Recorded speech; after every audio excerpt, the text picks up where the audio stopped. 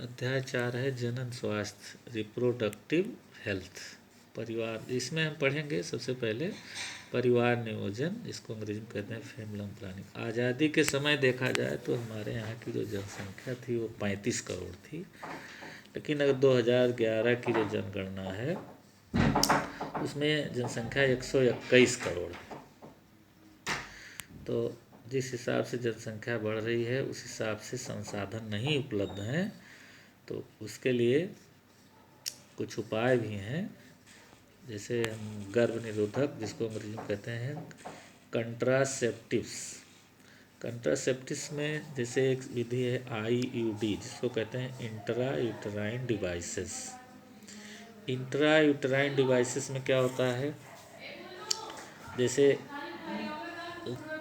एक होता है, जैसे हमने स्ट्रक्चर गर्भाशय पढ़ा हुआ है, तो इसके अंदर एक जो है कापर आयन प्रोड्यूस करने वाली मेटल लगा देते हैं, गर्भाशय में सेट कर देते हैं। जैसे कापर आयन, तांबा जिसमें से कापर निकलता है, तो उसमें एक है जैसे कापर टी, कापर जेड और मल्टी लूड 375। 3 विधियाँ ज़्यादा हैं, कापर टी, कापर जेड और मल्टी लोड 375 है। इसको हम यहाँ लगा दिया जाता है गर्भाशय में, यूट्रस में। उसके बाद जो है इसमें से कार्बन निकलते रहते हैं, तो जब शुक्राणु और अंडाणु यहीं फैलोपियन ट्यूब में निषेचन होता है तो यहाँ शुक्राणु इस कापर की वजह से नहीं जाते हैं और यहीं रुक जाते हैं।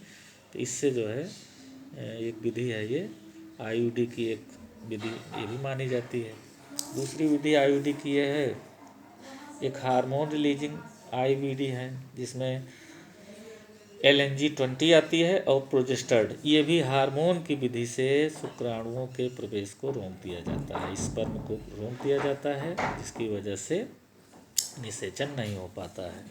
दूसरी विधियां ये हैं परिवार नियोजन की, शल्य चिकित्सीय विधियां होती हैं, जिसमें मान लो ये नर है, मेल का टेस्टिस है, ये टेस्टिस का स्ट्रक्चर है, टेस्टिस। तो टेस्टिस में हम देखेंगे कि जो हमने पढ़ा था कि जो स्पर्म होते हैं, यहाँ जब निर्माण होता है स्पर्म का, तो ये वासा डिफरेंस से जो है ये जाते हैं, तो वास डिफरेंस से होते हुए ये अंदर जाते हैं। तो अगर हम इसको यहीं पे काट दें और काट करके बांध देते हैं तो इसको कहते हैं बैक्सेक्टोमी। बैक्सेक्टोमी विधि से हम वासे डिफरेंशिया को यहीं बांध देते हैं पुरुष में, तो ये विधि ये हो गई जिससे शुक्राणु यहाँ नहीं जा पाएगा। ऐसे महिला में, फीमेल में हम करते हैं,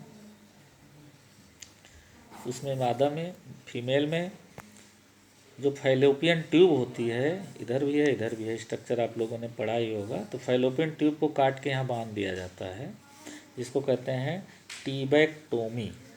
ट्यूबेक्टोमी ट्यूबेक्टोमी में ट्यूबेक्टोमी में हम जो है फैलोपियन ट्यूब को बांध देते हैं, क्योंकि अंडाणुओं का निर्माण यहाँ पे होता है ओवरी में, और वो इधर से जाते हैं, यहीं निषेचन होता है फैलोपियन ट्यूब में। तो जब अंडाणु यहाँ नहीं जाएंगे और शुक्राणु यहाँ से, शुक्राणु जो है ये शुक्राणु यहाँ से जाएंगे, जब शुक्राणु और इधर से अंडाणु यहाँ नहीं आ पाएंगे तो निषेचन नहीं होगा, जिससे जो है परिवार नियोजन की एक विधि ये भी हो गई ट्यूबेक्टोमी, और इसको कहते हैं महिलाओं में ट्यूबेक्टोमी और पुरुषों में बैसेक्टोमी। ये दोनों शब्द याद होना चाहिए। फिर इसी के साथ एक है सगर्भता चिकित्सीय समापन, जिसको कहते हैं medical termination of pregnancy, MTPR abortion. तो निषेचन के बाद 12 सप्ताह के माने 3 महीने के अंदर अगर एबॉर्शन सुरक्षित माना जाता है, इसके बाद MTP घातक हो सकता है। तो एम्ब्रियो को वैक्यूम के द्वारा खींचकर बाहर निकाल दिया जाता है, जिसे एबॉर्शन या MTP कहते हैं। दूसरी विधि है बंध्यता, जैसे बंध्यता मतलब इनफर्टिलिटी।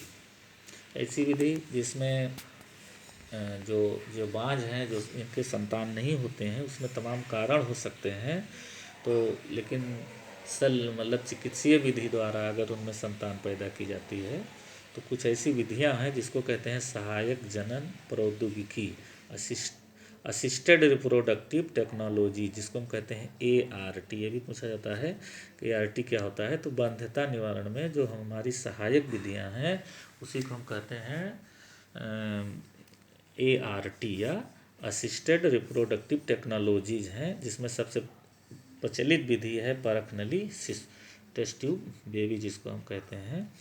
ऐसी स्त्रियां जिनकी अंडवाहिनी फैलोपियन ट्यूब विकृत हो परंतु उनका अंडाशय व गर्भाशय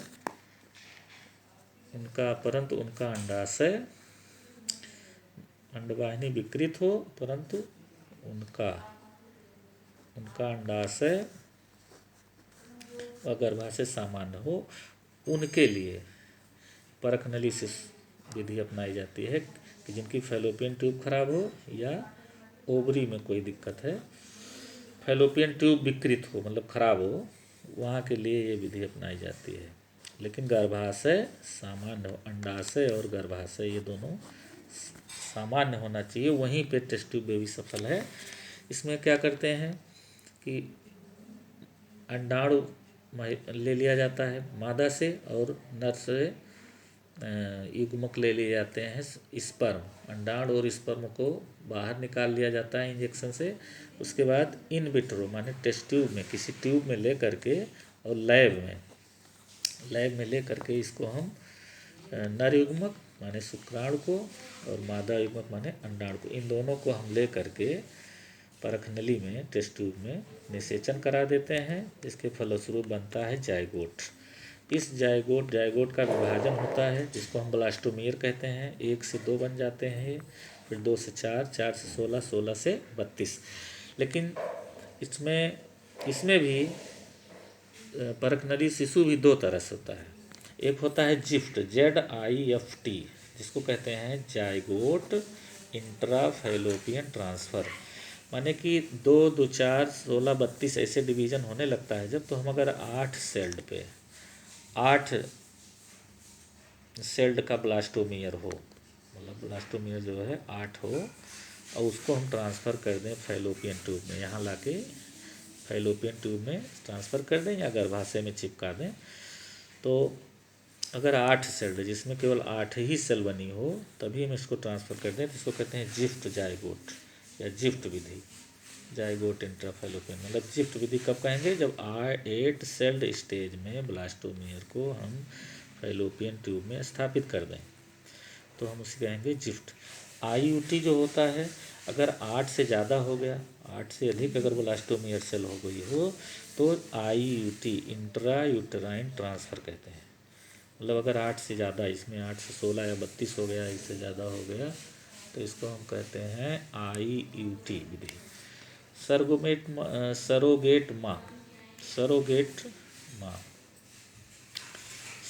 माँ में क्या होता है कि जैसे मान लो वो स्त्री जिसमें किसी दूसरी का भ्रूण स्थापित कर दिया जाए, जैसे मान लो उसका ये खराब है, स्त्री में गर्भाशय खराब है, यहाँ फैलोपियन ट्यूब और गर्भाशय दोनों खराब हो, तो हम यहाँ से जायगोट ले करके किसी दूसरी महिला में स्थापित कर दें तो उसे कहते हैं सरोगेट माँ।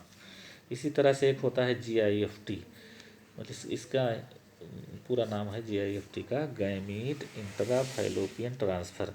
इसमें क्या होता है, मान लो जैसे फिम्बरी है, ये स्ट्रक्चर में फिम्बरी सब लोग जानते हैं, तो फिम्बरी का काम होता है जो यहाँ ओवरी में अंडाणु बनते हैं उसको पकड़ के यहाँ तक पहुँचाना। तो अगर अंडाणु यहाँ से फिम्बरी खराब है तो यहाँ नहीं जा पाएंगे और निषेचन नहीं हो पाएगा। ऐसी स्थिति में हम इंजेक्शन से यहाँ से अंडाणु को यहाँ पहुँचा देते हैं, तो उसको कहते हैं जिफ्ट विधि। ठीक है। या एक विधि है कृत्रिम गर्भाधान, आर्टिफिशियल इंसेमिनेशन। इसमें क्या होता है, जैसे किसी में शुक्राणुओं की संख्या बहुत कम है तो उसमें भी निषेचन नहीं होता है, तो इसको हम शुक्राणुओं को बाहर संख्या में वृद्धि के लिए बाहर रख देते हैं, जिससे उनकी संख्या में वृद्धि हो जाती है और बाद में शुक्राणु का निषेचन करा देते हैं, जिसे हम कहते हैं कृत्रिम गर्भाधान।